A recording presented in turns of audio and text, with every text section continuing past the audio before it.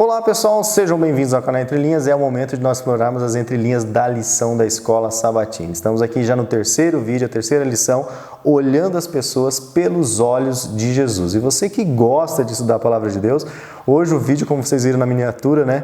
Nós temos aqui o que será que o Groot tem a ver com o Velho Testamento no Jotão e tem a ver com o Novo Testamento. O que uma árvore andando tem a ver com isso, né? Vocês vão ver que a Palavra de Deus toca nesse assunto e vai ser muito legal, muito enriquecedor. Claro que nós teremos aqui também, na ponta da linha, a Liana Doutrina com o Marcos André. Teremos as perguntas para discussão e também, claro, vamos explorar aqui as entrelinhas, como eu anunciei aqui logo no início. Então, espero que você fique conosco, que você curta aí o nosso conteúdo, comente, compartilhe, acione o sininho. O sininho é muito importante, porque toda vez que a gente publicar o vídeo, você já é alertado que tem vídeo novo no canal. Então, por enquanto, chama a vinheta.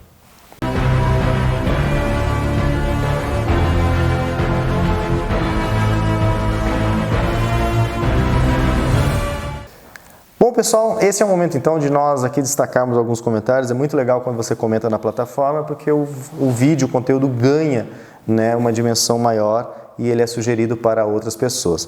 A Ilza Viana, já até coloquei, Ilza, o seu comentário lá no PIN, ela já destacou aqui os minutos e as partes do vídeo. Para quem gosta de explorar e recapitular algumas partes, não precisa assistir o vídeo inteiro, só clicar aqui, já tem lá. Então, obrigado, Ilza, espero aí que dê para você fazer isso todas as semanas, né, na medida do possível. Denis Wilson Bizarri, também outro inscrito do canal. Obrigado, irmãos, pelo estudo. Boa semana a todos. O Marcelo Teixeira. O Marcelo, né, comentou no vídeo passado, sou da igreja do Rio Bonito, distrito de Tatuquara, Curitiba, Paraná. Um abraço, então, para Tatuquara. Um abraço para você. É isso aí. Hoje o Alexandre não está conosco ainda, ele está visitando o pai dele, mas logo estará conosco aqui, se Deus quiser. João Carlos também falou que gostou aqui de estudar a Palavra de Deus. Foi muito bom, né, estudar, que seja louvado. Mando um abraço para o meu filho, ele foi batizado semana passada, o nome dele é Rafael, Jardim América, Taboão da Serra, São Paulo, já sei onde fica, perto acho que do NASP. Obrigado, irmãos, vocês são 10. Então um abraço para o Rafael, filho do João Carlos, lá de Jardim América, Taboão da Serra. Um abraço, Rafael. Beleza, Rafael, valeu. E obrigado, né, o João, por ter... Parabéns, né? Parabéns pelo aniversário. Pelo batismo? Pelo batismo, desculpa. Batizou. Aniversário, vai comemorar agora aniversário com Cristo. Com Parabéns Cristo. Pelo aniversário com Cristo. Massai Petri, compartilhado, presente, fui até o fim, fui até o terceiro Marcos, é isso aí, pessoal. A Massai é parceira do canal também.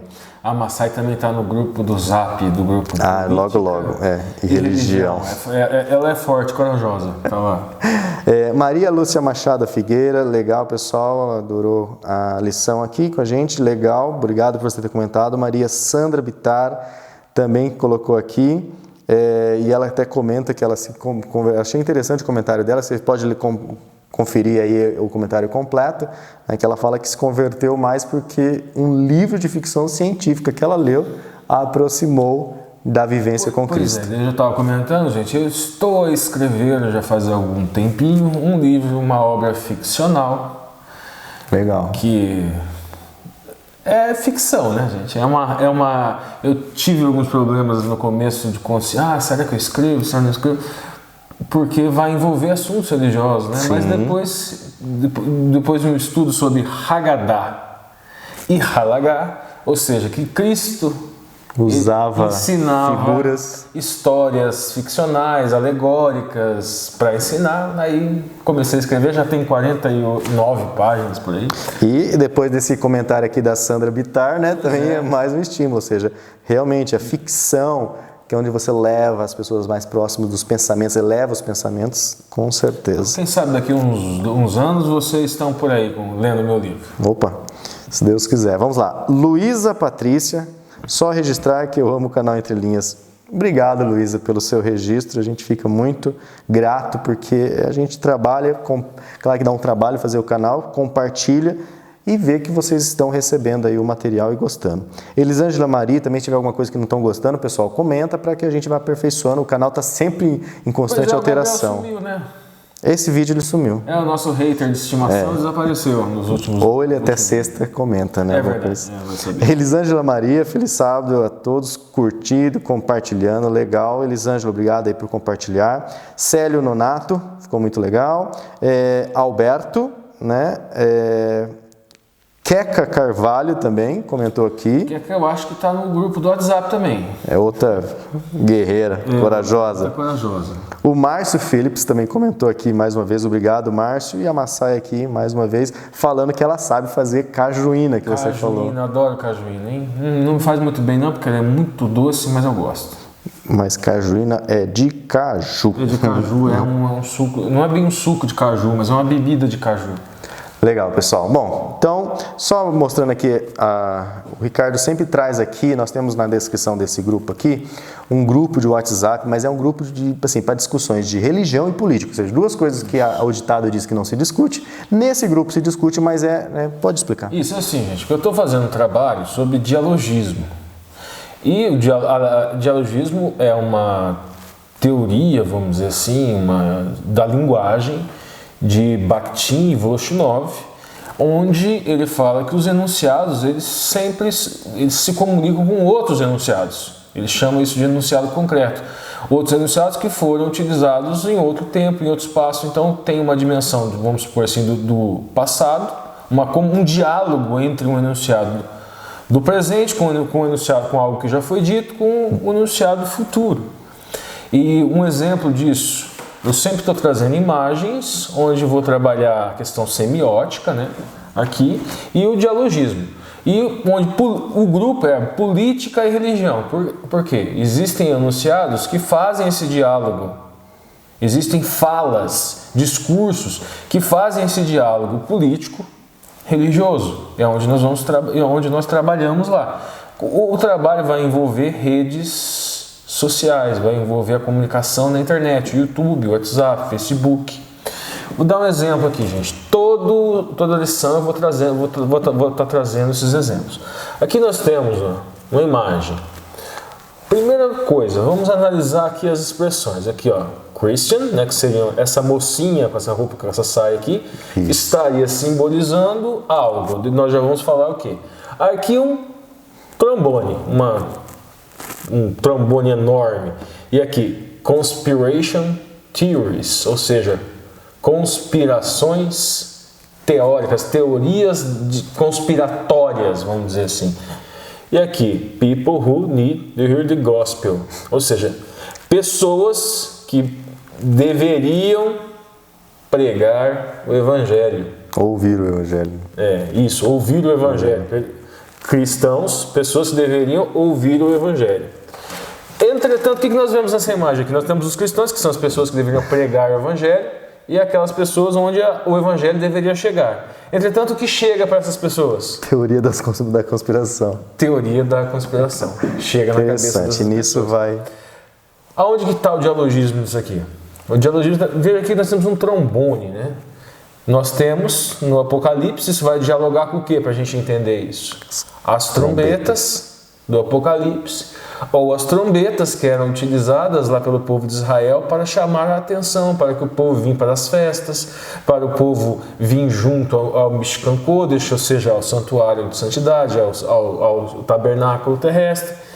Entretanto, essa imagem sugere o quê? Que a missão dos cristãos, que é fazer outros ouvirem o evangelho, está sendo substituída por teorias da conspiração. Que pena, né? As pessoas gostam de pregar a teoria da conspiração. É esse tipo de análise dialógica que vai ter lá no grupo e que nós vamos tentar também desenvolver a consciência dialógica das pessoas. As pessoas precisam aprender tanto a enxergar como os enunciados, como tudo aquilo que a gente fala se conecta com outros enunciados que já foram falados no passado, como que aquilo que a gente fala hoje no presente vai ecoar no futuro também. Tem consequências para o futuro. E muitas vezes a gente não percebe isso, que aquilo que a gente está falando está conectado com algo do passado que nem sempre é o que a gente quer que esteja conectado. Ou às vezes sim. E pode trazer consequências para falas futuras também. Mas vamos lá. Legal. É isso. Então, se quiser participar aí dessa experiência, desse trabalho, dessa pesquisa, tem aqui o link, né, do grupo do Família Entre Linhas, Política e Religião. Fora isso, tem os grupos do WhatsApp tradicionais, também tem o link dos slides de todo o canal. Lembrando, no Família Entre Linhas 1, 2, não se fala de política e religião. Só religião. Por favor. Já criamos outro para isso.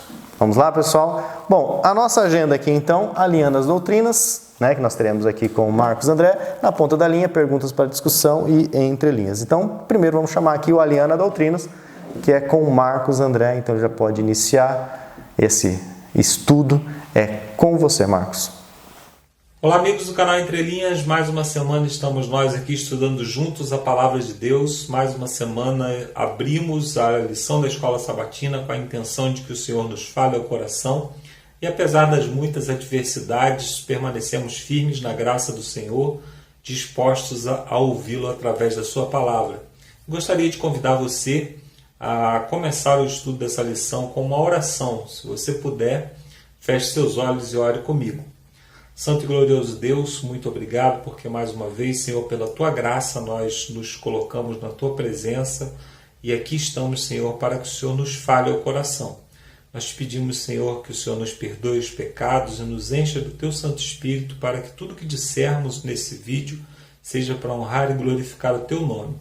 Te pedimos também que o Senhor nos salve e nos encha cada dia mais da Tua paz, é o que te pedimos por Jesus. Amém. Muito bem, amigos, esse é o quadro Alinhando as Doutrinas, aquele quadro que nós sempre trazemos uma das doutrinas que aparecem nas entrelinhas da lição. Nessa semana, a lição de quinta-feira, ela fala a respeito do batismo do eunuco.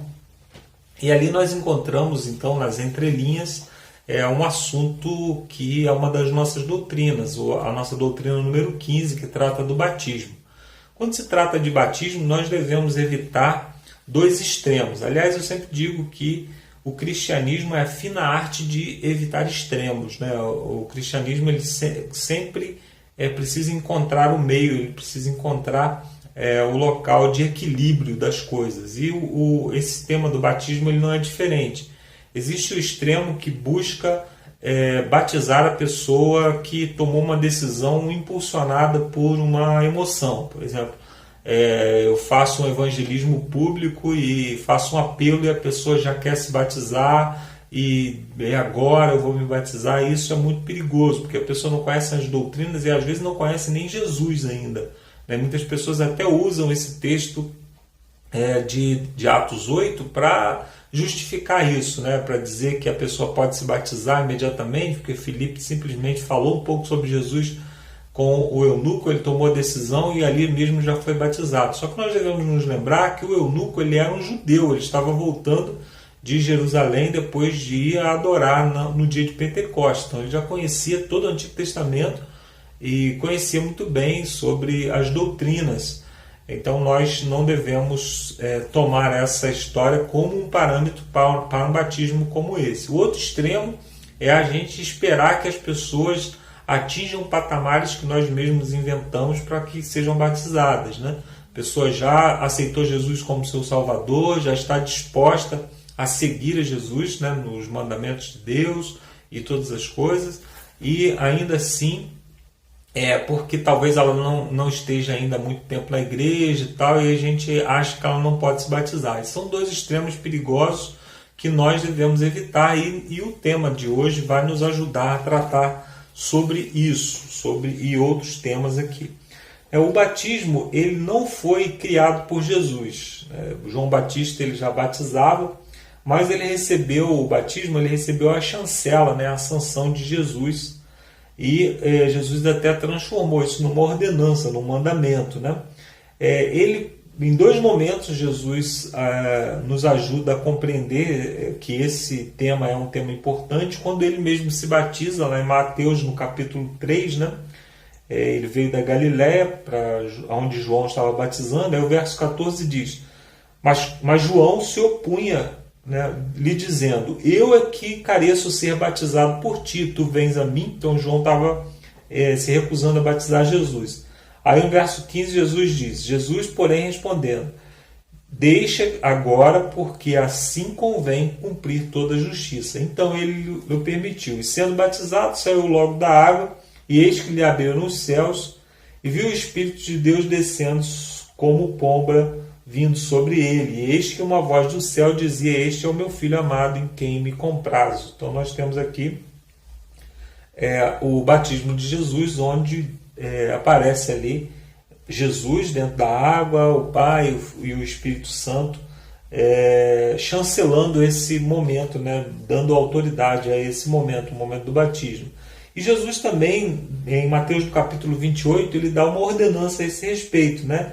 Mateus 28, verso 18, ele diz: chegando Jesus, falou-lhes dizendo: é-me dado todo o poder no céu e na terra, portanto, ide fazer discípulos de todas as nações, batizando-os em nome do Pai, do Filho e do Espírito Santo, e ensinando-os a guardar todas as coisas que vos tenho ordenado. E eis que estou convosco todos os dias até a consumação dos séculos. Amém. Então o batismo, ele recebe esses dois momentos aqui, né? Recebe nesses dois momentos a aprovação divina, a aprovação de Deus na pessoa de Jesus e também do Espírito Santo e do Pai, né?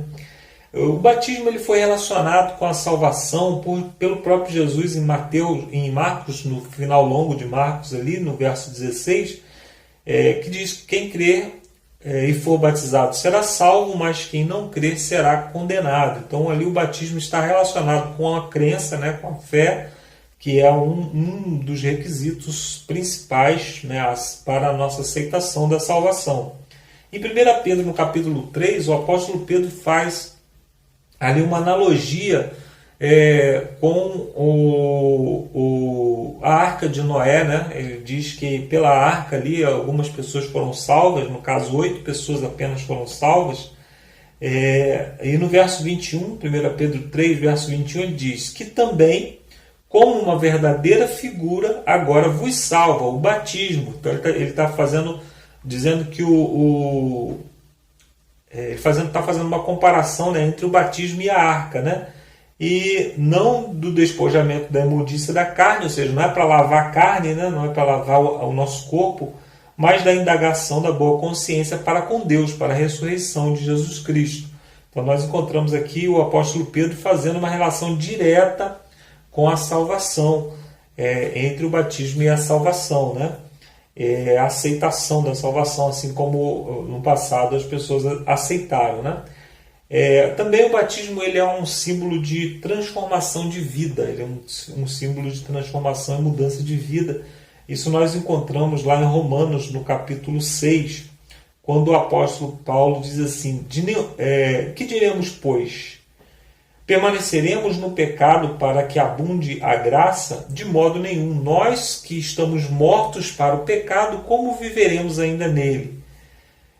Ou não sabeis que todos que fomos batizados em Cristo fomos batizados na sua morte? Ele está dizendo que com o batismo nós estamos mortos, né, para a nossa vida anterior de pecado. Nós morremos para essa vida. De sorte que fomos sepultados com ele pelo batismo na morte, para que, como Cristo foi ressuscitado dentre os mortos pela glória do Pai, assim andemos nós também em novidades de vida. Ele está propondo uma nova vida, já que nós abandonamos a vida anterior através do batismo, né? Porque se fomos plantados juntamente com ele na semelhança da sua morte, também seremos na sua ressurreição. Sabendo isto, que o nosso homem velho foi com ele crucificado, para que o corpo do pecado seja desfeito, para que não servamos mais ao pecado. Então aqui nós está dizendo que nós nos livramos do pecado através do batismo. O batismo ele apaga o nosso passado de pecado. O batismo ele tem um símbolo muito importante para o cristão, como pecador, né? Porque ele marca um novo início na vida do cristão, mas ele é um símbolo também muito relevante para a igreja, né? Você pensa em alguém que tinha uma vida completamente torta e que vivia bêbado ali na frente da igreja, xingando os irmãos, né? É uma suposição, e de repente ele está lá na frente pregando, aí ele pegando no microfone, falando para todo mundo. Aí você poderia dizer assim: mas esse não era aquele cara ali que vivia na frente da igreja xingando todo mundo? aí o batismo ele marca então um divisor de águas na vida daquela pessoa. Então, muito mais do que uma aceitação interior, que é algo do seu relacionamento com Cristo, o batismo ele trata de uma aceitação exterior para que as outras pessoas possam tomar consciência dessa sua aceitação. Existe uma doutrina que é bem peculiar da Igreja Adventista, que é a doutrina do rebatismo, né? Uma pessoa que já foi batizada em uma outra denominação, ela precisa ser novamente batizada para fazer parte da Igreja Adventista? Essa pergunta é uma pergunta que sempre surge. Primeiro, o batismo ele só é válido se ele for o batismo por imersão, aquele batismo que a pessoa é mergulhada. Aliás, a palavra batismo no original quer dizer mergulhar. Então não existe uma outra forma de batismo, seria uma contradição, seria como falar mergulhar com gotas d'água na cabeça, mergulhar por aspersão. Isso não seria algo lógico de compreendermos, né? Então, mas se a pessoa passou por aquele batismo em águas, né, essa pessoa ela não precisa passar por um batismo novamente, a menos que ela queira, porque é uma festa mais bonita, é algo que você faz na frente da igreja. Isso não significa também que ao se batizar ela está negando o batismo anterior. Por que ela não está negando o batismo anterior? Porque lá em Atos, no capítulo 19, o apóstolo Paulo encontra com alguns discípulos de João que estavam numa região distante. Ele disse assim: recebeste o Espírito Santo quando crestes? E eles disseram: nós nem ainda ouvimos falar que haja Espírito Santo. Ou seja, era uma doutrina que eles ainda não conheciam. Como, por exemplo, alguém que chega na igreja adventista talvez não conhecia o sábado ainda. Né? Perguntou-lhes então: em que foste batizado? Eles disseram: no batismo de João. O batismo de João é o mesmo batismo que Jesus foi batizado. Então, se a gente disser que o batismo de João não era válido, a gente vai dizer que o batismo de Jesus também não era válido. Então, não é esse o ponto. Né? Então, o verso 4 diz: Paulo diz: certamente João batizou com o batismo de arrependimento, dizendo ao povo que cresce no que haveria de vir após, isto é, em Cristo. E os que ouviram foram batizados em nome do Senhor Jesus. Então essas pessoas elas foram novamente batizadas. Isso não significa que o batismo anterior delas não era válido. Era o batismo de João, o mesmo batismo de Jesus. No entanto, elas se batizaram novamente porque conheceram uma nova doutrina.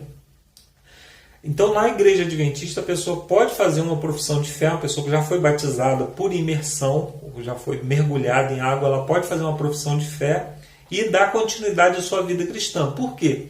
Porque lá no verso 28 que nós lemos, no capítulo 28 de Mateus que nós lemos, diz assim, ide fazer discípulos, ou seja, pregar o evangelho, né, falar de Jesus para as pessoas, que é discipular, né, e batizando-os, ou seja, batiza, e ensinando-os a guardar todas as coisas que vos tenho ordenado. Então, o ensinamento, ele vem também depois do batismo. Então, algumas coisas nós vamos conhecer somente depois do batismo. Isso não significa que nós precisamos nos batizar novamente após esse momento.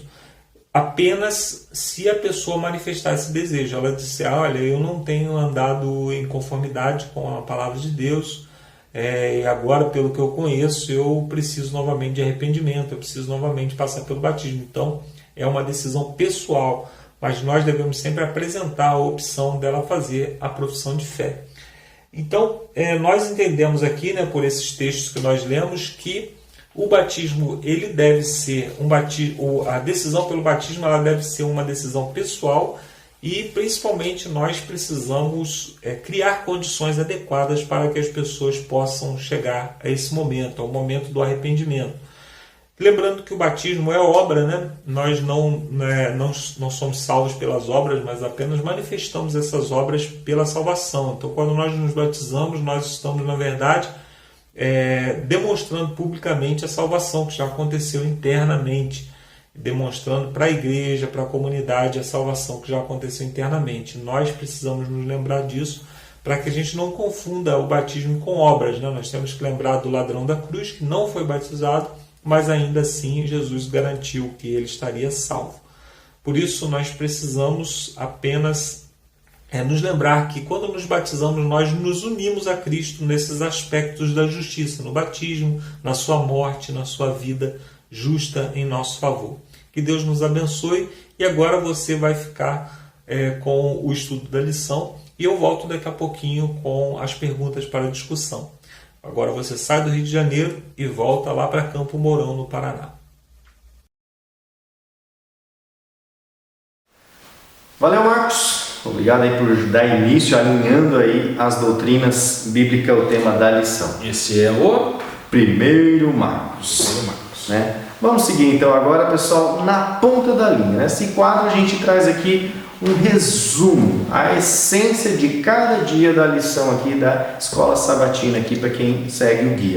Mas no sábado, o tema geral, olhando as pessoas com os olhos de Jesus. Na ponta da linha, Ricardo. Vamos lá. Primeira coisa do sábado. Na verdade, são 2 pontos principais do sábado. Primeiro, devemos imitar a metodologia evangelística de Jesus, a forma com a qual Jesus evangelizava. Buscar nele, né? Buscar os métodos utilizados por ele. E nós vamos encontrar isso nos evangelhos, na leitura dos evangelhos. Legal. Segundo ponto do sábado, Jesus via o potencial dado por Deus nas pessoas. Ele não enxergava as pessoas propriamente como elas eram naquele momento, mas como elas poderiam ser se elas entregassem a sua vida nas mãos de Deus e permitisse que o Espírito Santo, que o Ruach HaKodesh, que o Espírito de Santidade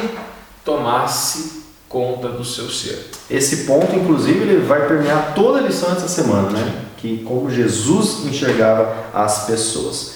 Vamos lá, então, agora no domingo aqui, o segundo toque. Beleza. Na ponta da linha, Ricardo. Primeiro ponto, o autor da lição ele vai trabalhar com a história do cego de Betsaida. Ele enfatiza na lição de domingo os amigos, principalmente ele foca nos amigos, em 2 verbos, ou seja, em 2 ações pela qual os amigos praticaram. A primeira foi trazer o cego, ou seja, levar o cego até Jesus, e a segunda foi rogar para que Jesus curasse, para que Jesus restaurasse a visão do seu amigo. Esses 2 verbos que o autor utiliza, trazer, ou seja, levar e rogar, isto é emuná. E porque emuná é fé, convicção, mas também, dentro da linguagem hebraica, significa cargo ou função. Então, qual é a função do cristão, do amigo evangelizador? Levar outras pessoas a Cristo e rogar para que Cristo abra os olhos destas pessoas. Ou seja, mesmo que essas pessoas, às vezes de uma forma passiva, estejam tranquilas. Ou seja, o segundo ponto ele quer falar que nossa função, ou seja, nossa emuná, porque emuná não é só convicção, emuná é fé atuante. Então, nossa emuná, nossa fé atuante, nossa função é sermos instrumentos para levar pessoas a Cristo.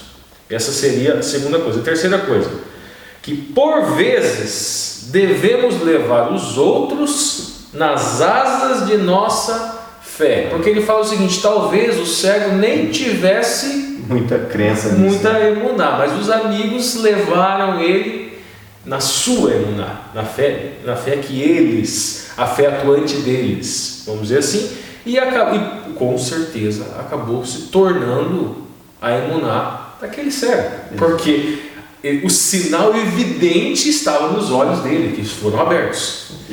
Ou seja, é contagioso, né? Contagioso. O quarto ponto é o seguinte, são a questão, esse é o ponto também, um dos pontos centrais, 2 etapas. A primeira etapa, quando o cego foi curado, não foi lhe dada de imediato uma visão nítida. Ele via pessoas como árvores andando. E depois a segunda visão perfeita. Por isso, agora aqui aquela nossa chamadinha que o Lúcio falou no começo. Do bichinho que estava aqui em cima. O que é que o Groot tem a ver com o Velho Testamento? O Velho e o Novo Testamento. O Novo Testamento, gente, aqui está bem óbvio, né? O cego, ele via como se fossem árvores. Deixa eu abrir uma linha. Você que é pai, né, que eu sei que as crianças amam isso, né? Eu não tenho um filho nessa idade ainda, mas os amigos que têm amam essa coisa do bonequinho, do Groot, não sei o quê. Agora é hora de falar assim, você sabia que a Bíblia fala de árvores andando? Pois é, mas aí o cego, o novo nós achamos, mas e o velho? O interessante, gente, é o seguinte, o autor da lição, ele permeia toda a lição, é o seguinte, ele fala o seguinte, que esse primeiro toque, essa visão como árvores, seria justamente você enxergar as pessoas de forma vaga, de forma indefinida, como os discípulos enxergaram. Essa é a alegoria do autor da lição, que vai permear toda a lição. E o segundo toque é você enxergar a pessoa como Deus pode atuar na vida da pessoa, mudando a pessoa.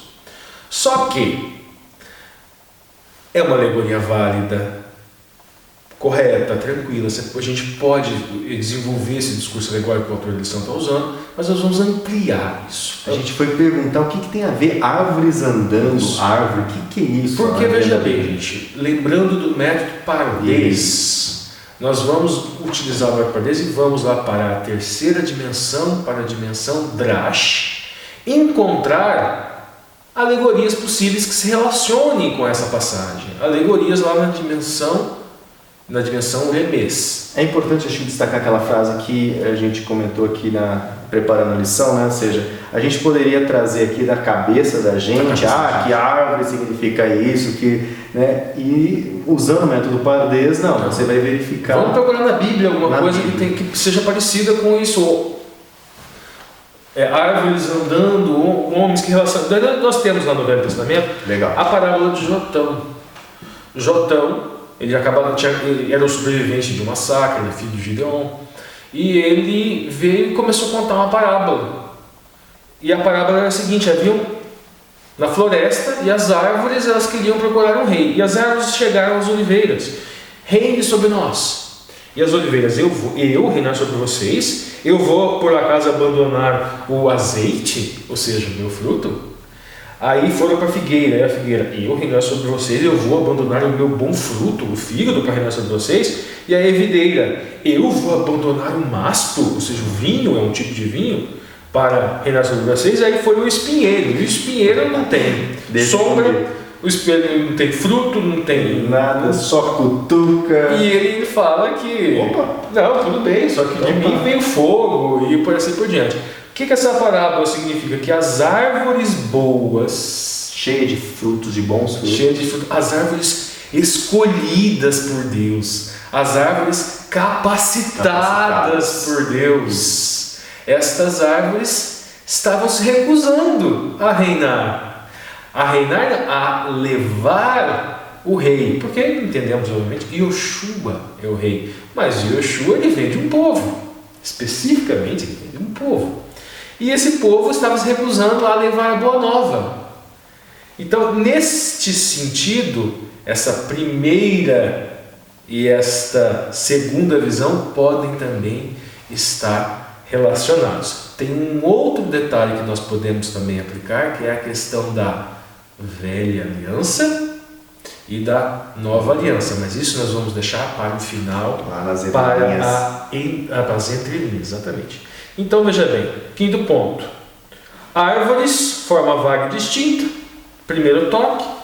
Aí o segundo toque: candidatos ao reino de Deus, ou seja, como os homens poderiam se tornar. Então, toque os seus olhos, você consegue enxergar os homens.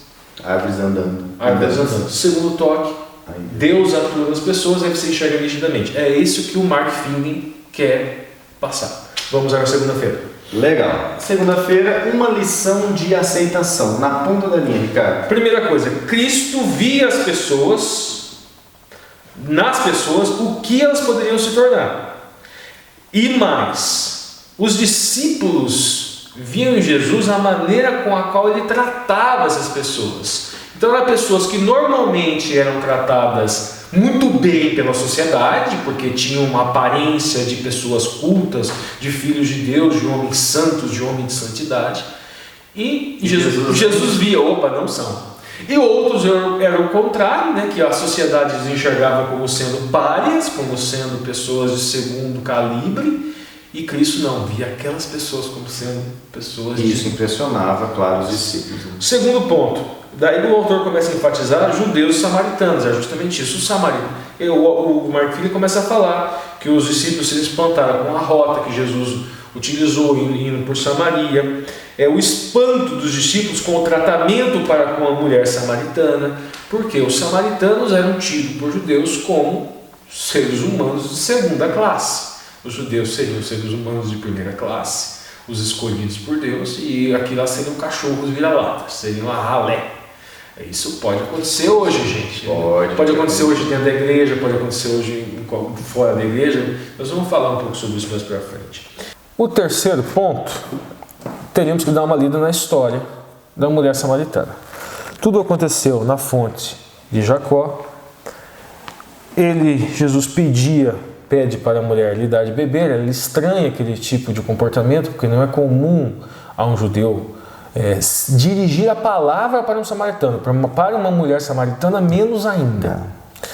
Aí Jesus fala, não, se você tiver conhecimento de quem está te falando e de onde eu venho, ou seja, do Pai, né? Você que pediria água para mim. Porque a água que eu tenho para lhe oferecer, você beberia dessa água da vida e você nunca mais sentiria sede. Então a mulher fala, então me dê essa água, porque eu não tenho que voltar aqui mais e pedir essa água. Ou seja, ela estava ali na dimensão Peshat. Isso. Ela estava interpretando aquilo que Cristo estava falando. Literalmente, Peshat. No Pardês, essa é a interpretação literal. É o P. Só que, é o P de Pardês, exatamente. Agora, só que Jesus aqui estava falando alegoricamente.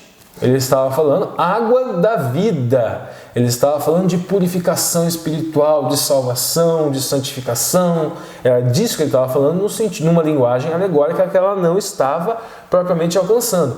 E depois Cristo, quem sou eu, de onde vim? Essa é a dimensão oculta. Eu sou o Messias, aquela água da vida. Lá atrás, que é alegoria para a santificação, eu sou a personificação daquilo. Eu sou o oculto por trás daquela água da vida lá no Velho Testamento. E engraçado que essa mulher tinha esperança, sim, virá um dia o Messias e vai nos revelar tudo. Ela sabia que tinha o Messias, ela fala isso, inclusive, né? A salvação vem do Messias, né? E depois Cristo fala, eu sou esse Messias. Eu sou esse Messias. Bom, esse é o terceiro ponto. E o quarto ponto da segunda-feira é: aqueles que têm o Espírito de Cristo verão os homens pelos olhos do coração de Cristo. Então, esta capacidade de enxergar no próximo o potencial, o desejo que Deus tem para a vida daquela pessoa é algo que nós temos que desenvolver. Mas muitas vezes nós olhamos para o próximo com os olhos do preconceito. Nós não temos hoje na nossa igreja como dizer aquele é um fariseu sepulcro caiado, aquele lá é hipócrita como os fariseus. Nós não temos isso. Porque os fariseus naquela época, gente, eram as pessoas top. Sim. Eram a elite espiritual. Mas a gente às vezes está fazendo isso hoje na igreja, preferindo os novos fariseus, adulando e até seguindo o exemplo desses neo-fariseus, e não estamos nem nos dando conta disso. Vamos lá, agora para terça-feira. Legal, avançando então aqui para terça-feira. Comece onde você está. Bem interessante essa lição, na ponta da linha, Ricardo. Isso, primeiro ponto. Devemos ir para Jesus no sentido de desempenhar, de ativar a nossa emuná função, como nós estamos, ou seja, no estado de espírito que nós estamos e onde nós estamos. No local onde nós estamos. Não deve se esperar. Não devemos esperar estar numa faculdade, estar com um nível cultural mais elevado, estar com uma capacidade cognitiva superior, estar com um nível de conhecimento de cultura superior. Ou quando eu estiver em outro emprego eu começo a evangelizar, ou quando eu estiver em outra escola, né? Outro estado, não, nessa escola não dá, eu vou para a escola adventista, não, eu só vou evangelizar na igreja, só vou falar onde você está. Legal, e aí na próxima ponta? Aí seguindo, evangelizar onde você está. E o terceiro, o dom do amor a Deus e o dom do amor ao próximo é o principal. Isso é o que nós precisamos para evangelizar. E este dom é dado a todos. A nem todos é dado o dom da música, a nem todos é dado o dom da profecia, a nem todos da eloquência, é dado... Mas o dom necessário para levar ao evangelho é amor a Deus e amor ao próximo. E todas as pessoas têm esse dom. Legal. Quarto, aí ele vai citando o exemplo de André. E o exemplo de André, o que nós vemos no exemplo de André? Que a primeira coisa que ele fez a primeira coisa que ele achou foi o irmão. Ele foi lá e ele evangelizou o próprio irmão. Segunda coisa, o autor da lição também destaca que ele levou o menino no milagre da multiplicação do pão e dos peixes. Ou seja, que ele cativou esse menino, que ele viu esse menino, ou seja, que ele enxergou esse menino. Ele enxergou esse potencial desse menino. Ou seja, o autor da lição enfatiza que André é aquela pessoa que tinha tido o segundo toque. Crianças, o destaque que se dava eram os adultos eloquentes, escribas, fariseus, que já falavam, já pregavam. Os poderosos, para não falar outra palavra. Mulher e criança eram tidos, não, vocês são inferiores. Mas não, ele foi lá e ele deu atenção para aquele menino, levou o menino até o Mashiach. Terceira coisa, Filipe, a questão de gregos, né? Filipe e André deram atenção para evangelizar os gregos, que os queriam gentios. ver Jesus. E o povo gentil, eles não eram muito bem vistos também pelos judeus da época, que se viam como sendo o povo de Deus, e os gentios, sei lá, povo do cão, alguma coisa. E se encaixa um pouquinho com a entrelinhas do vídeo anterior, né, sobre o proselitismo no judaísmo. Sim, né? Ou seja, e a última é a seguinte: nós devemos estabelecer relações positivas onde quer que nós estamos para levar o evangelho. Legal. Na quarta-feira, lidar com pessoas difíceis. E essa lição hoje foi assim uma fonte inspiradora, porque é difícil lidar com pessoas difíceis. Eu preciso aprender.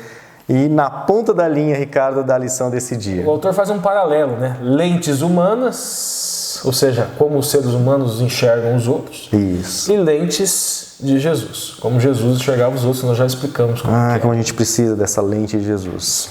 Primeira coisa, as palavras de Jesus eram de aceitação.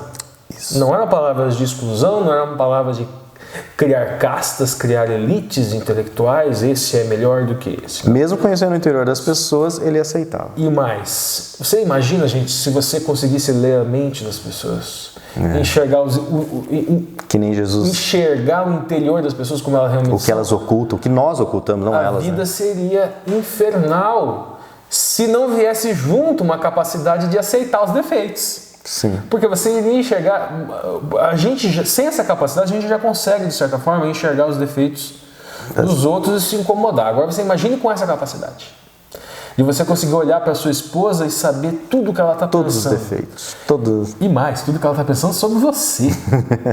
Aí seria excesso de sinceridade, né, que as pessoas... Imagine se não existisse esse freio na mente... A sua esposa, as opiniões da sua esposa sobre você, e você não tem a capacidade de absorver aquilo. Mas não, Jesus ainda tinha o dom de aceitar. Ele via tudo de ruim que a pessoa tinha, coisa que a gente não tem, nós não temos essa capacidade. E mesmo assim ele aceitava as pessoas como elas são, mas ele tinha uma segunda lente. A segunda lente, ele via como a pessoa poderia se tornar, como a pessoa poderia suplantar, como a pessoa poderia vencer as suas imperfeições.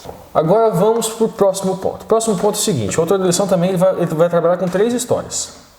Ele vai falar Pedro e André, quando Jesus chama os pescadores de homens. Veja bem, gente, qual que é a nossa tendência? Procurar pessoas cultas, pessoas preparadas. Não, ele escolheu uma pessoa despreparada, ou seja, eram os pescadores. Eles não tinham cultura adquirida na formalidade, na academia, exatamente. Agora, em contrapartida, isso não quer dizer que ele também não escolhe pessoas cultas.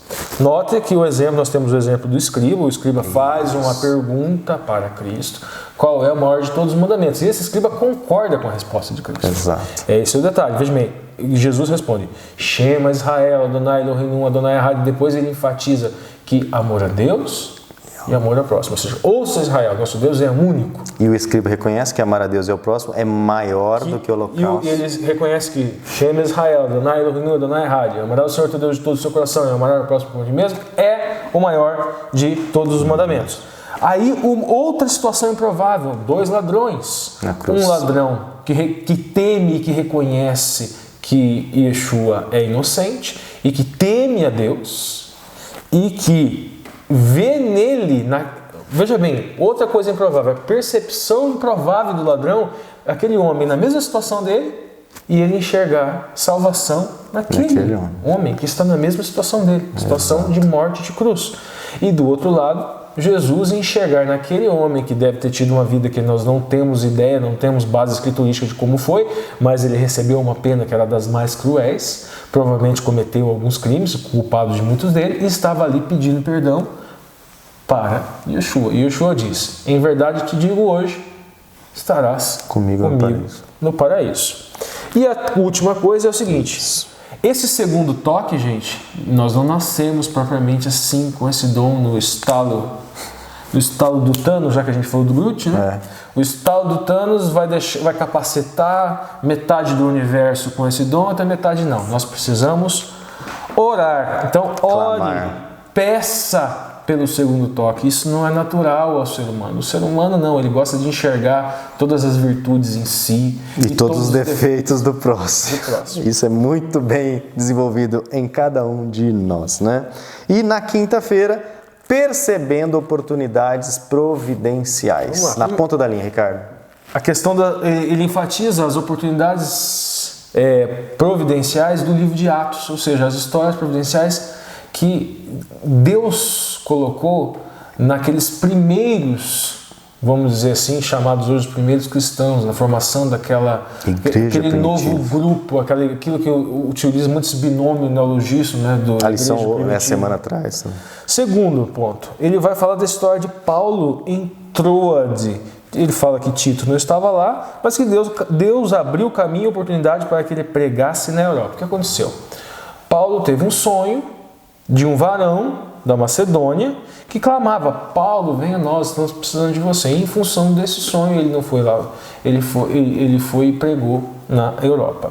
Terceiro ponto, Deus abre as portas para você evangelizar de acordo com a vontade dele e não de acordo com a minha vontade. Ou seja, os desígnios do Altíssimo, a capacidade de entender como seriam melhor aproveitadas as situações, como seriam melhor aproveitadas as pessoas, em quais situações, isso é de acordo com aquilo que lhe apraz, com o seu conhecimento. Por isso que o autor destaca que para você ter noção disso, você tem que estar em conexão constante com Deus e não... Quarto ponto, ele vai falar de Filipe, que o anjo fala para ele ir, e ele vai e encontra o etíope eunuco, que seria superintendente dos tesouros de uma rainha etíope, e ele estava lendo o livro de Isaías. Isaías é um dos livros mais messiânicos que existem na Bíblia, no Velho Testamento. E daí o Filipe pergunta para ele: você entende o que você lê? O eunuco fala: como, sendo que ninguém me explica? Mas dramatizando um pouco a cena, né? Ou seja, a carroça, o carro andando, Filipe foi andando do lado, assim: você tá vendo o que está lendo aí, né? E a questão, gente, ele pergunta: Isaías está falando de si ou Isaías está falando de outro? E Isaías está falando de outro. Isaías está falando de Yeshua. E o etíope, temos uma água ali. Será que não dá para você batizar? E aí Filipe batiza. Se crê, o etíope. Batiza. E a última questão é: o que Deus fez com Filipe, ele também faz por todos aqueles que querem evangelizar. Legal, pessoal. Agora nós temos então o quadro Perguntas para Discussão, que também é com o nosso Marcos André, que é o segundo Marcos. Segundo Marcos, pessoal. Então, nós teremos aqui as perguntas. Marcos, mais uma vez, é com você. Chegamos à parte de sexta-feira e voltamos novamente para o Rio de Janeiro. E aqui no resumo da lição de sexta-feira, o autor diz que apresenta um verso, né, que está em Mateus no capítulo 9, verso 37, que diz que a seara, na verdade, é grande, mas os trabalhadores são poucos. Então, está em Mateus 9, 37. Então, o problema não estava na seara. Com os olhos divinamente ungidos, os olhos de Jesus, né, ele viu uma seara abundante, onde os discípulos só viram apenas oposição.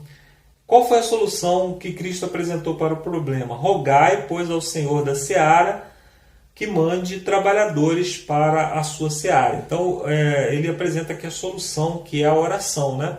E nós, como trabalhadores da seara, também devemos orar para que Deus nos use, nos capacite para que possamos alcançar outras pessoas. Então, a seara é um campo propenso. O mundo está necessitando de salvação, está necessitado de salvação. E nós precisamos oferecer a salvação. O problema é que muitas vezes nós vamos ao mundo, não vamos capacitados pelo Espírito Santo, e a gente quer apresentar doutrina, a gente quer apresentar um monte de outras coisas, quando deveríamos estar apresentando Jesus e a salvação, né? A primeira pergunta diz: nem sempre é fácil levar pessoas a Jesus, não é mesmo? Somente Deus pode converter corações, mas em sua sabedoria Ele escolheu nos usar para fazermos parte desse processo. Trabalhar por uma única pessoa exige tempo, esforço, paciência e um amor que nasce do alto. Como você pode morrer para o eu a fim de ser uma eficaz testemunha de Cristo? Esse morrer para o eu, ele está literalmente falando de morrer, porque nós temos aqui nesse mundo um número limitado de anos, de minutos, segundos, né?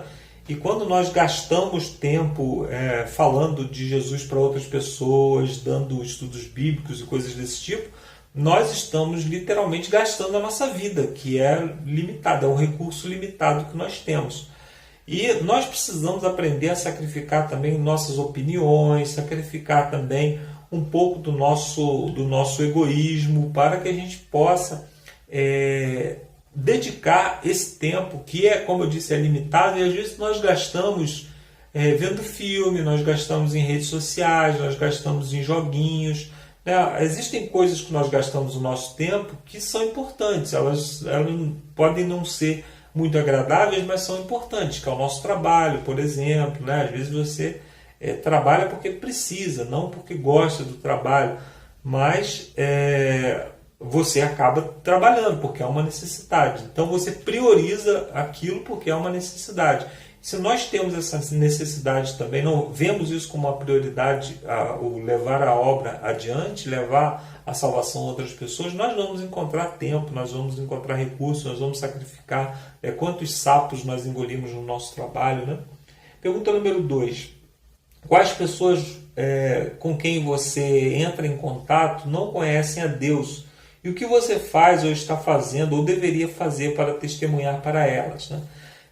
Muitas pessoas pensam que o trabalho de evangelizar é um trabalho pastoral, um trabalho que o pastor deve fazer. Só que o trabalho do pastor, ele se relaciona muito mais com pessoas da igreja, né?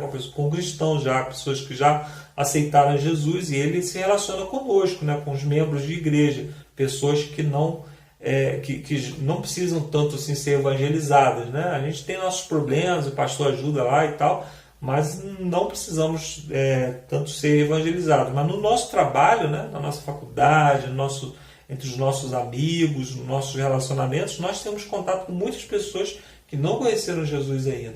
E é nesse momento que nós temos oportunidade, né, de sermos bons cristãos para testemunharmos, se não com palavras, mas com a nossa vida.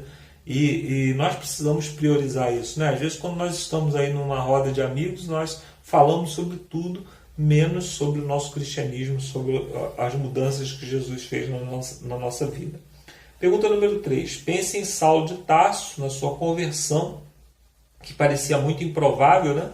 No entanto, sabemos que o que aconteceu com ele. O que isso revela sobre o perigo de julgar os outros pela aparência, né? Então, nós devemos levar o evangelho a todas as pessoas, não importa se você acha que essa pessoa vai se salvar ou não. O seu dever é anunciar, né? O papel de convencer, de converter a pessoa é o papel do Espírito Santo. Às vezes existem pessoas altamente improváveis, mas que estão aptas para o trabalho missionário, né? Então, para receber o trabalho missionário, o trabalho de aceitar Jesus como Salvador.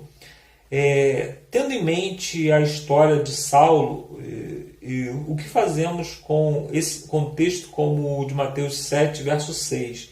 Não dê aos cães o que é santo, nem lanceis ante aos porcos as vossas pérolas, mas para que não pisem, né, com os pés e voltando-se dilacerem, né? Então aqui está dizendo, às vezes nós interpretamos esse texto como sendo uma ordem de Jesus para que a gente não perca tempo com pessoas que não estão dispostas a receber a salvação. Isso pode ter um certo sentido nesse ponto, é a gente não ficar sendo insistente, mas a gente expor o Evangelho ao invés de impor, né? Existem muitos momentos que nós queremos impor o Evangelho ao filho, ao marido, à esposa, como se o Evangelho fosse para ser enfiado garganta abaixo. Não é esse o propósito. Mas nós podemos fazer uma coisa que nós lemos lá no início, que é orar. Eu tenho uma experiência pessoal que eu almoçava num restaurante. Era um restaurante vegetariano que tem aqui na minha cidade, e o pessoal que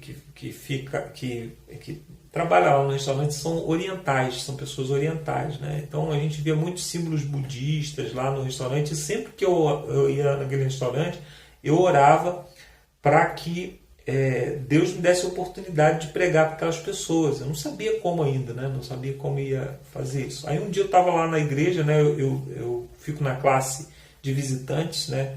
Eu sou professor da classe de visitantes. Aí chegou uma pessoa de lá, uma pessoa que sempre almoça lá e tal, e disse que estava andando na rua e procurando por uma solução de vida e tal. E apareceu assim na frente dele assim, um carro, né? Ele quase que trombou no carro e estava escrito Jesus. E ele, ouvindo a rádio Novo Tempo, que tem aqui na cidade, então pegou o endereço da igreja e foi até lá. Eu não sei o quanto a minha oração teve influência nisso, mas eu tenho fé em Deus que, pelo menos assim, um detalhezinho, um soprinho da minha oração funcionou ali.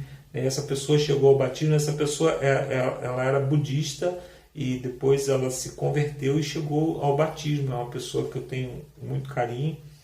E então eu vi ali naquele momento o poder que a oração tem. Quando você está orando por uma pessoa, o poder que aquela oração tem. E devemos orar pelas pessoas, mesmo que aos nossos olhos a salvação, o poder de chegar até o coração delas seja impossível, mas para Deus não existe impossível. Agora nós vamos para as entrelinhas. Você volta lá para o Paraná novamente e daqui a pouco eu volto com a oração final. Um abraço e bom estudo a todos aí.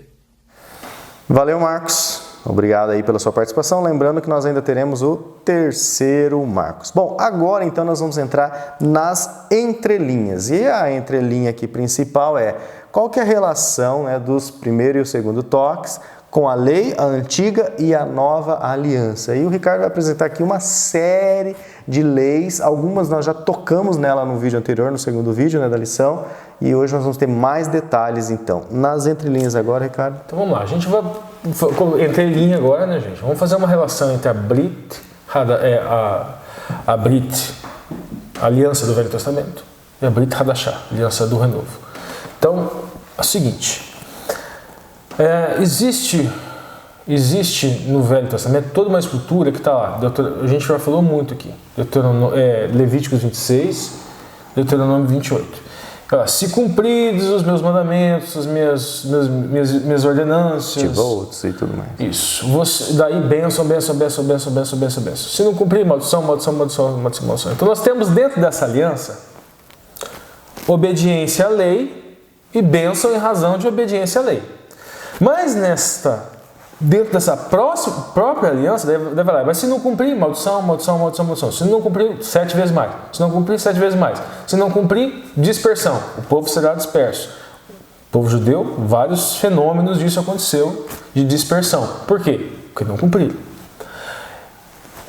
Lá com Josué pergunta para eles, fala para eles, vocês não vão ter condição. Mas eles dizem, não, nós temos condição sim, de cumprir essa aliança da lei.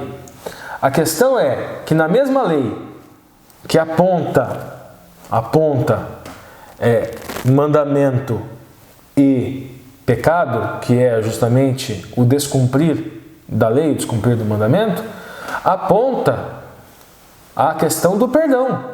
No mesmo Levítico 26 está lá: mas se o seu coração incircunciso se humilhar, me lembrarei da promessa que fiz a Abraão, Isaque e Jacó, seus pais.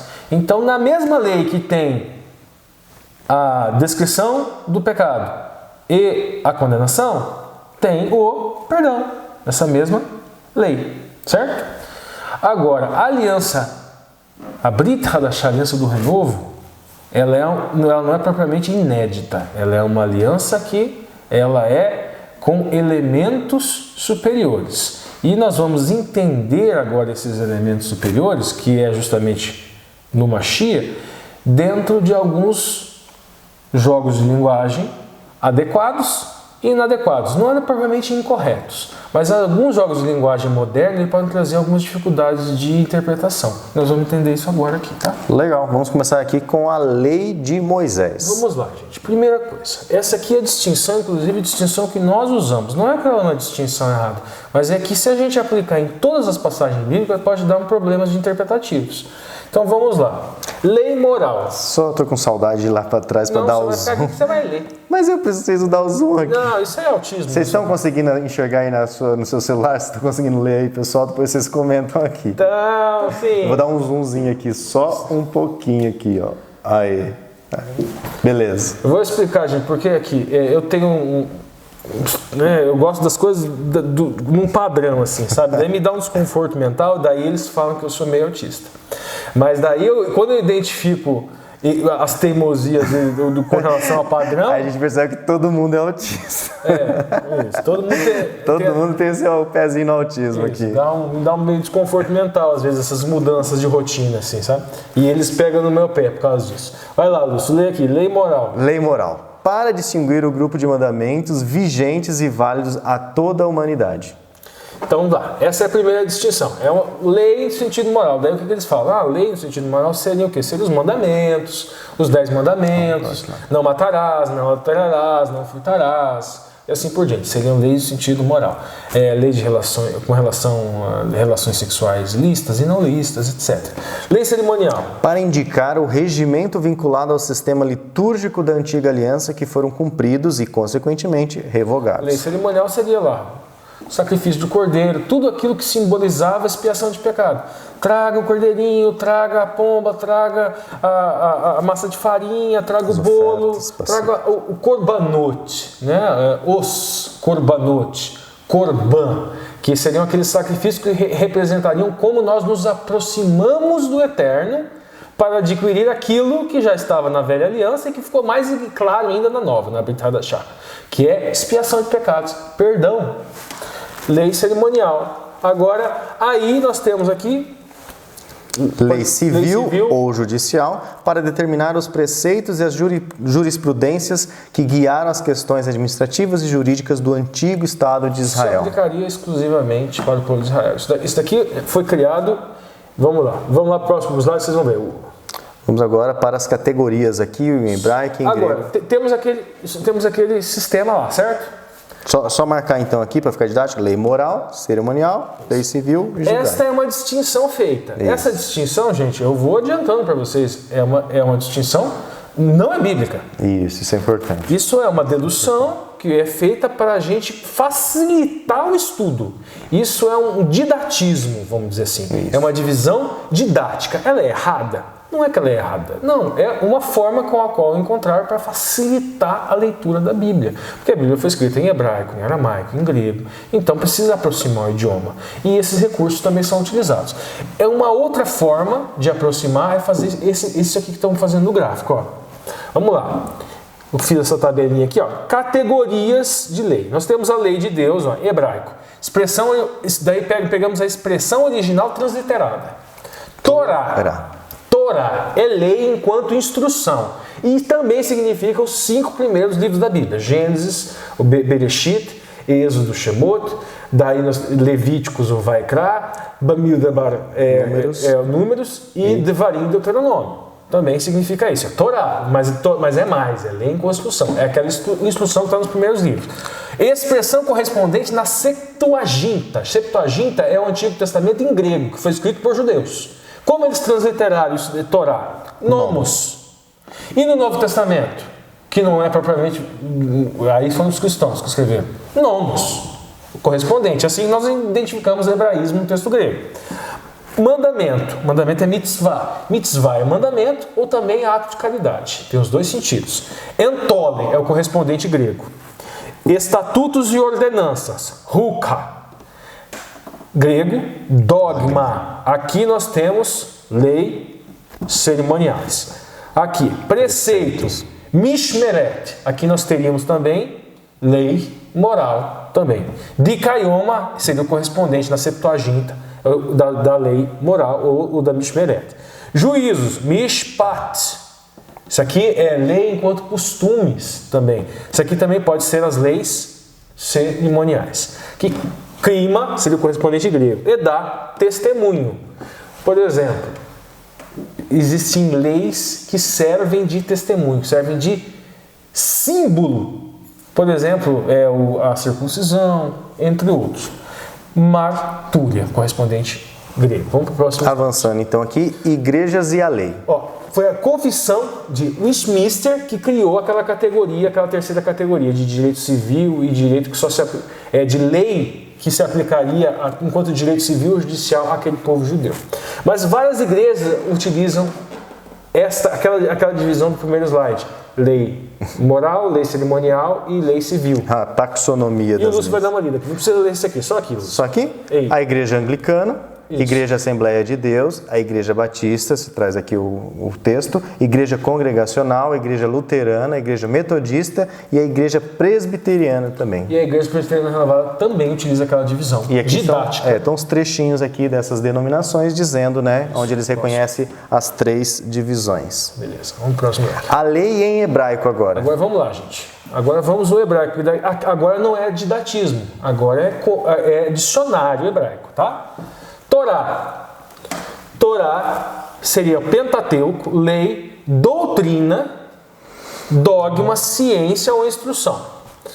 Mishpat, frase, sentença, arbítrio, decisão legal, julgamento. Justiça é lei enquanto justiça, tá? Aqui é lei enquanto instrução. Aqui é lei enquanto justiça. Ordem, costume. Alguns falam que Mishpat seria, segundo alguns, lei e ordenanças, ou lei moral. Agora nós temos aqui Teudá, certificado, diploma, atestado, documento, escritura, lei, destino ou meta. Tudo isso aqui está em vermelho, quando nós estudarmos lá no passagem bíblicas vão ser relevantes. Tá? Din é juízo, vem de Dan, a tribo de Dan. Dan significa também esse discernimento no julgar. Tá? Juízo, justiça, lei, regra, discussão. É lei enquanto juízo, enquanto oratória de juízo. Tzvah, ordem, mandato, prescrição, mandato, obrigação, necessidade. Veja aqui, obrigação é algo que eu preciso, é algo que eu tenho que fazer. Necessidade é algo que eu preciso. É algo que pode ser no sentido da obrigação de dar, algo que eu dou, e obrigação de e algo que eu recebo, algo que eu preciso. Então, tzvah, lei, preceito na Bíblia. De tzvah vem a palavra mitzvah, mandamento, ordem, preceito, boa ação ou ato de caridade. Próximo. Legal.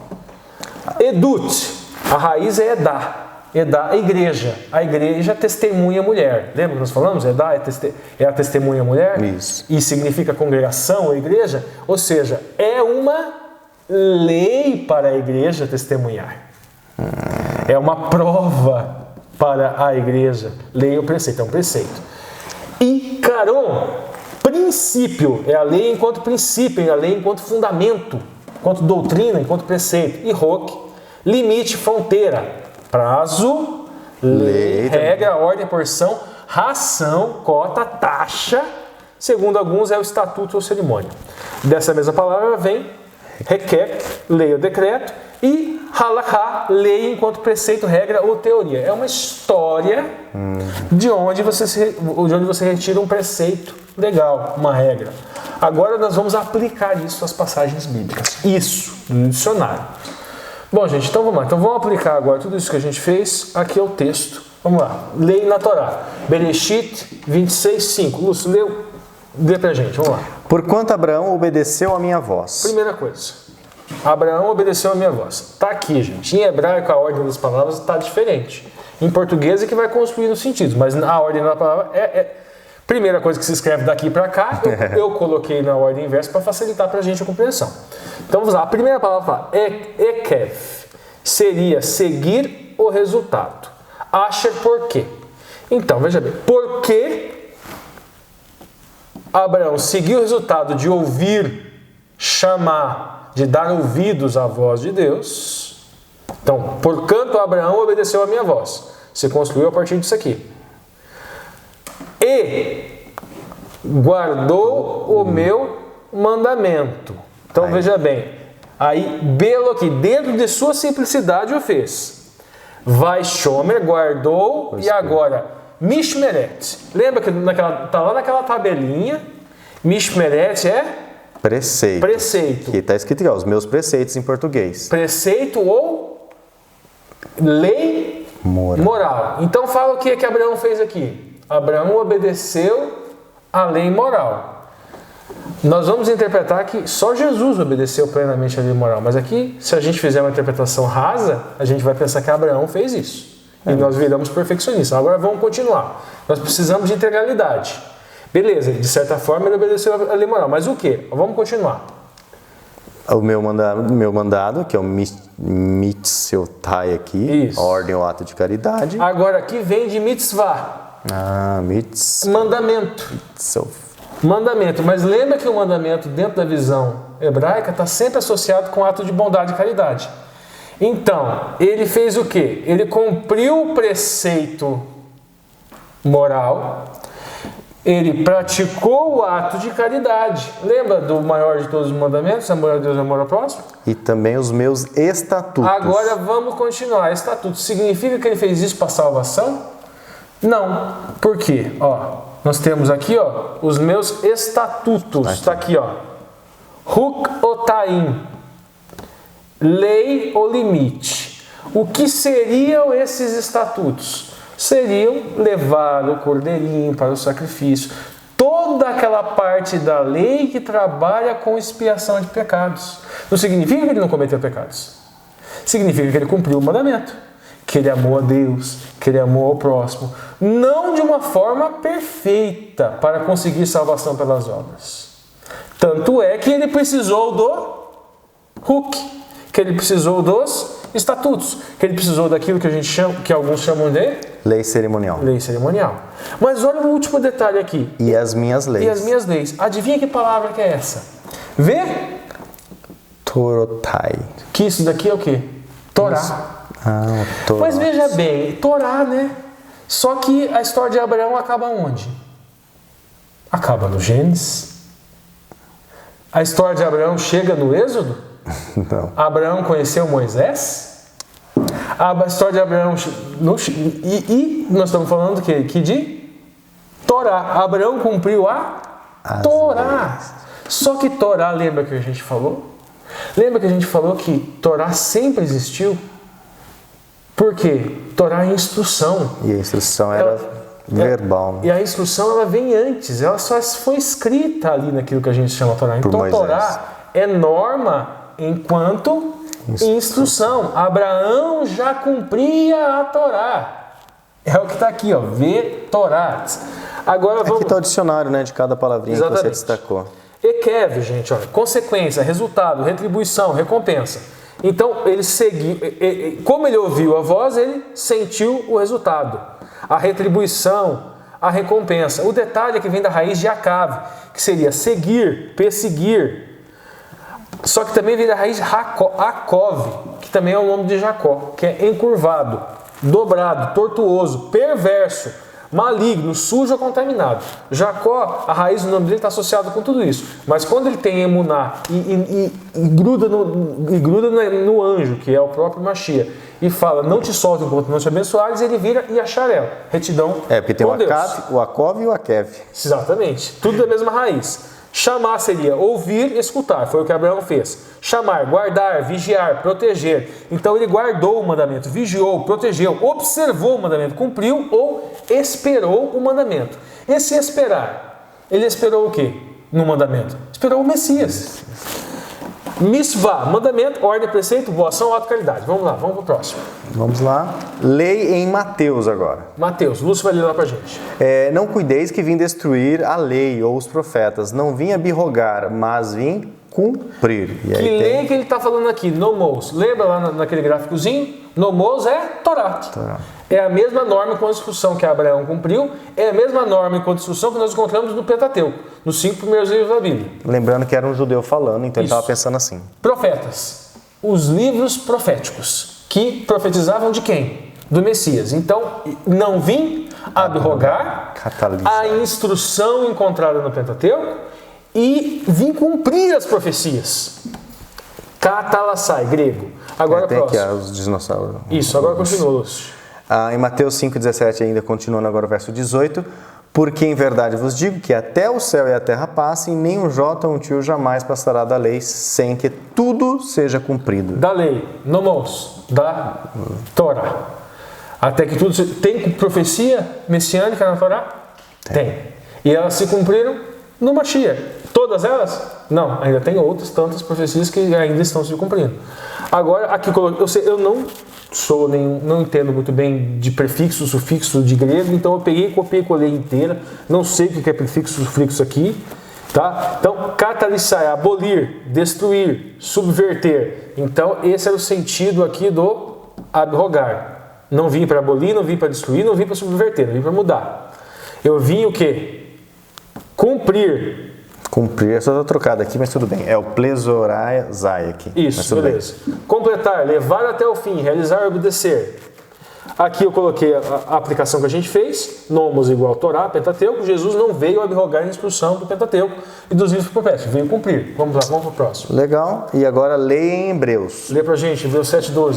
Diz assim, porque mudando-se o sacerdócio, necessariamente se faz também mudança da lei. Está dizendo. Isso. Veja bem, gente. Não é, aí a pessoa foca só na mudança da lei. Ah, mudou a lei. Mudou, é. Mas qual lei que é essa? O próprio texto está dizendo qual lei que é essa. Metatese. Veja bem, mudando o sacerdócio, a palavra grega seria aqui, metatese. Veja bem, muda-se então a lei, nomou, a instrução contida na Torá. O que nós temos na Torá lá? O que a Torá fala? Que instrução que dá? Ela fala de um sacerdócio segundo a ordem de Melquisedeque e a Torá fala de um sacerdócio levítico. Está na Torá. Então, se muda o sacerdócio, ou seja... Eu tenho que seguir a outra parte da instrução agora. Isso. Muda a instrução. Onde está o sacerdócio levítico? Está lá, está um pouquinho mais para frente, está lá no Êxodo, está lá no Levítico. E onde está o sacerdócio segundo a ordem de Melquisedeque? Está lá no Gênesis. Não é que você vai mudar... Anular uma para... Não. Né, mudou a instrução. Ó, usa essa regra agora essa regra... Mudou a instrução porque mudou a pessoa. E as duas instruções estão na mesma... Isso, porque o sacerdócio de Cristo não é exclusivamente levítico. Então vamos lá, gente, um exemplo. O Lúcio, ele é um profissional, o sacerdócio dele, vamos dizer assim, é de ciência da computação. Então o Lúcio vai buscar as instruções, a lei dele enquanto instrução, no manual do que, Lúcio? Da ciência da computação. Eu sou profissional do direito. Então eu vou procurar a instrução, vou procurar a lei, aonde? Em códigos, Código Civil, Código Penal, Jurisprudência. Ou seja, a instrução. Agora, a minha instrução muda a do Lúcio? Não muda. Porque temos papéis diferentes. Detalhe, muita gente fala, a lei cerimonial, ela não existe mais. Ela foi cumprida, ela foi revogada. Isso é uma inverdade, gente. Se você vai falar que a lei cerimonial, ela não vale mais, então você esquece a doutrina do Santuário Celestial. A doutrina do Santuário Celestial não vale nada. Então isso quer dizer que eu preciso matar cordeiro? Óbvio que não. É óbvio que você não precisa. Cristo já está cumprindo isso. Cristo ele já cumpriu. E aquela parte da lei de imolar o cordeiro, ela acaba por quê? Porque o cordeiro já foi morto. Isso. Mas essa mesma parte da lei cerimonial que falava de imolar o cordeiro, ela fala de o Yom Kippur. E nós estamos vivendo o Yom Kippur. O Yom Kippur cósmico. E essa parte da lei cerimonial do Yom Kippur, ela ainda não terminou. E o Sukkot? E a parte da lei cerimonial relativa à festa do Sukkot? É Ou milênio. seja, mudou-se a instrução no sentido de mudou a forma de execução da instrução. Isso, houve um desalinho, houve uma... exatamente, não é que ela não existe, mas a lei cerimonial, ela está sendo cumprida ainda. Isso. Se cumpriu na cruz e está sendo cumprida no santuário celestial. Hebreus 7,16, que não foi feito segundo a lei do mandamento carnal, mas segundo a virtude da vida incorruptível. Isso. Daí não é uma questão, a gente tem, nosso pensamento é colocar todas as palavras numa caixinha diferente, né? Lá não, aquelas palavras ela tem vários significados, com conotações juntas. E a gente fala, pelo contexto a gente descobre. Não, isso é conversa fiada. Não é bem assim. A leitura hebraica ela pode ter dois sentidos, coisa e tal. E pela associação de palavras é que nós vamos buscando o sentido. Não é propriamente contexto, é por porções, por parashut, por parashás, parashá. Então aqui nós temos o quê? Uma lei do mandamento. Então nós temos o quê? Um preceito de instrução quanto ao sacerdótico levítico, que aí utiliza a expressão advogado. A palavra grega lá é um desalinho. Ela é desalinhada por quê? Aquele exemplo que eu dei. Porque o sacerdócio, segundo a ordem, é segundo a ordem de Melquisedeque. Outras instruções. Mas esse sacerdócio segundo a ordem de Melquisedeque é novo na Bíblia? Está no Gênesis, está antes do sacerdócio levítico. Ou seja, ele é anterior ao sacerdócio. Então não é propriamente inédito. Lê em Romanos agora. Agora o detalhe, vamos lá, pode ler, Lúcio. Romanos 10,4 diz, porque Cristo é o fim da lei, para que todo aquele que exercer fé possa ter justiça. Aí é comum o adventista falar, não, Teos é a finalidade. Cristo é a finalidade da lei. E aí a pessoa vai para um dicionário e não está escrito isso. Tá e não tá, né? Porque no dicionário tá que a palavra telos, que está ali em fim, segundo a concordância de Strong, significa... Um fim. Um fim mesmo. Final. The end. Evento, pode questão. ser um evento ou uma questão. Pode ser... Principal fim. Principal fim. Pode ser o... Objetivo. Aí sim, encontramos aquilo que normalmente nós escutamos no nosso meio. O objetivo, propósito. Um imposto. Esse aqui quase ninguém fala. Que telos pode significar? Um imposto, uma taxa. Uma taxa, né? um imposto. A palavra telos possui não só dois, mas vários sentidos, mas normalmente no meio teológico se explica que ela possui um fim, término, que Jesus termina, e um fim de finalidade. E pode ter os dois significados sem afetar a nossa fé. Esse fim de terminar não é necessariamente que nós não precisamos cumprir 10 mandamentos, não é propriamente nesse sentido. E agora você traz o hebraísmo, né? Vamos lá, ó. Teudá, certificado, diploma, atestado, documento, escritura, destino ou meta. Essa é uma palavra hebraica para lei. Qual é o significado aqui de telos que nós encontramos aqui também, ó? Principal fim, objetivo. Então Cristo é Teudá. Ele é o objetivo da lei. Nós podemos fazer essa leitura.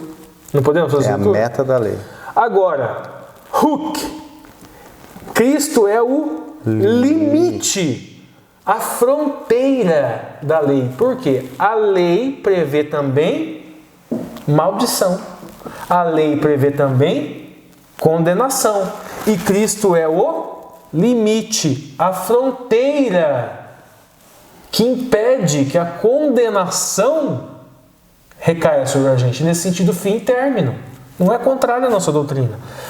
Prazo. Até que tudo se cumpra. Lei, regra, ordem, porção e taxa. Ou seja, uma cota, uma taxa. Olha o significado grego aqui da lei enquanto imposto. Olha o significado hebraico aqui da lei também. Aquela lei que é Huk. E aí a frase concluindo todo o raciocínio, né? Cristo é o fim, Cristo é o evento da lei, Cristo é o objetivo ou propósito da lei. Cristo é a taxa da lei. É o preço pago. É o preço da lei. O preço pago pela desobediência da lei também. Legal. Vamos lá, gente. Então, concluindo. O primeiro toque seria a primeira aliança. A aliança que era com base na lei.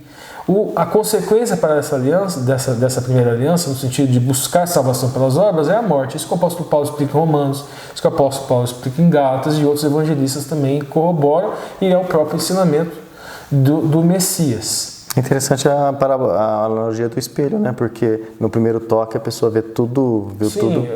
O espelho nosso agora ele é mais cristalino, mas naquela época não, ele era embaçado.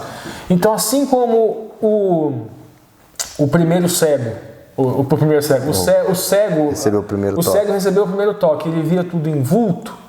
Então, esta visão da primeira aliança, ou seja, de você tentar uma salvação sem Yoshua, você enxergar a si olhando para a lei e olhando para a condenação, a única maneira é o seu coração incircunciso se humilhar e daí essa lei serve de aio, ela te conduz à aliança do renovo, a Brit Hadashah, que ela é composta pelos mesmos elementos da primeira, só que elementos mais elevados.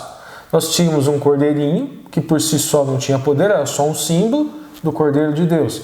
Nós tínhamos um Kohen Hagadol, que por si só não tinha poder, mas era um símbolo de Yoshua como Kohen Hagadol, que é rei e que é sacerdote, segundo a ordem de Melquisedeque. Aqui estaria o segundo toque.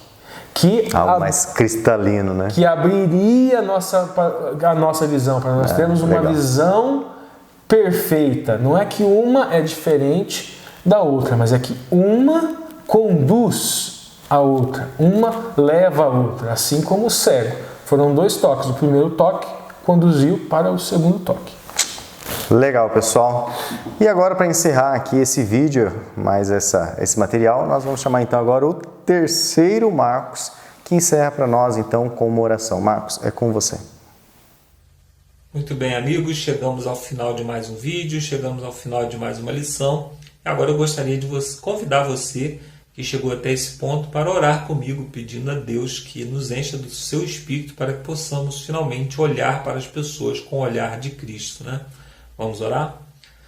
Santo Deus, bondoso e amoroso Pai, muito obrigado, Senhor, pelo privilégio que o Senhor nos dá de trabalharmos na Tua obra, de estarmos aqui, Senhor, dispostos a recebermos do Teu Santo Espírito para que possamos assim olhar para as pessoas com quem nós nos relacionamos, não como pessoas a serem evangelizadas, mas pessoas pelas quais Cristo morreu, pessoas que não merecem a salvação, assim como nós também não merecemos, mas que Cristo morreu por elas, e por amor a Cristo que possamos olhar para cada uma delas como alguém pela qual Cristo daria sua vida.